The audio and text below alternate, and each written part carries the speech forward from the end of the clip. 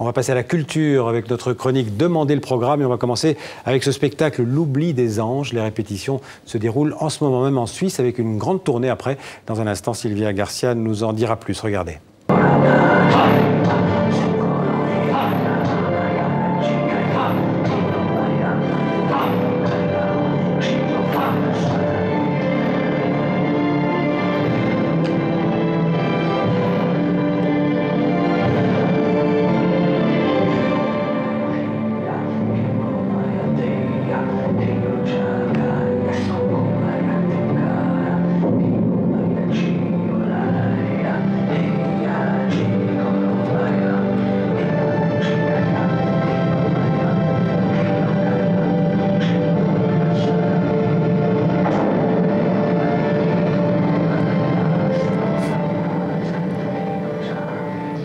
Bonsoir Sylvia. Bonsoir Xavier.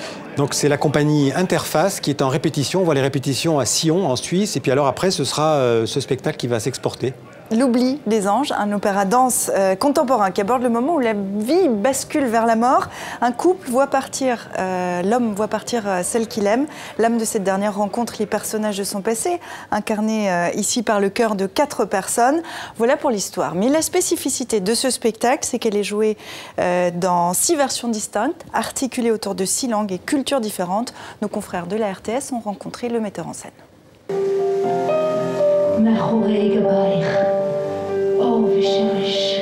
Là, on est en pleine démarche d'interface, c'est-à-dire le mot interface, c'est le langage commun entre les arts, et donc là, on a effectivement de la musique, de la danse, du théâtre. Et en fait, on a décidé de faire une version hindi, wolof, hébreu, arabe.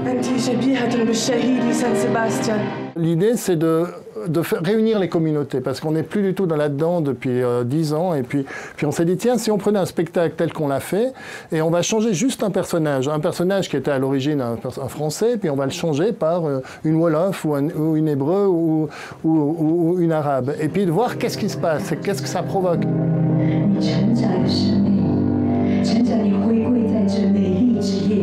Alors le but, c'est que ça provoque toujours un plus, quelque chose de différent et un plus. Et pour rappeler qu'en fait, la différence, c'est quelque chose qui nourrit tout le monde.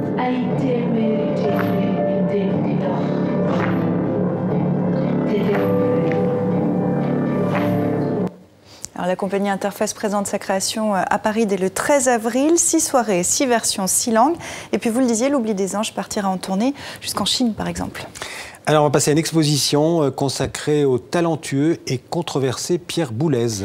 Pierre Boulez, il a reçu plus de Grammy Awards que Michael Jackson, Stevie Wonder ou U2. Pierre Boulez a fortement marqué, c'est le moins qu'on puisse dire, la vie musicale depuis les années 50. Il a cherché dans la peinture et dans la littérature la longueur d'avance que César aurait sur la musique.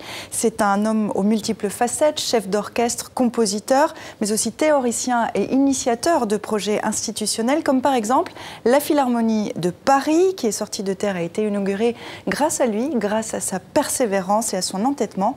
Reportage sur place, Isabelle Siri, Julien Munzer, Paul Hautefort.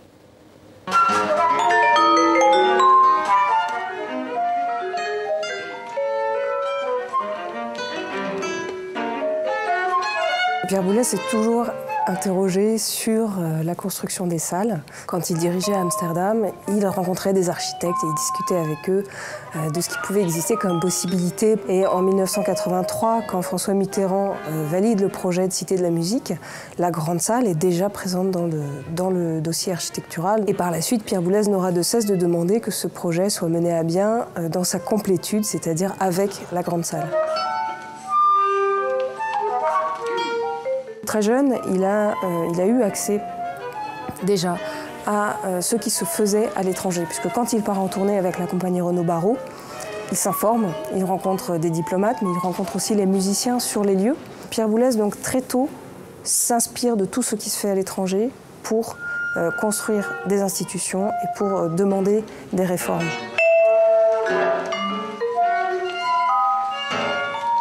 Et scandale dont on a coutume de parler dès que le nom de Pierre Boulez est prononcé, touche à énormément de domaines différents.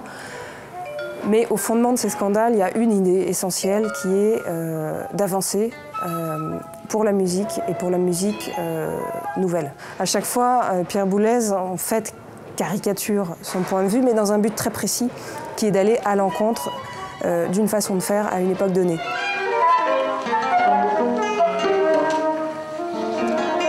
Et on souhaite un joyeux anniversaire à Pierre Boulez qui a fêté ses 90 ans il y a 2 jours, Xavier. Merci Sylvia.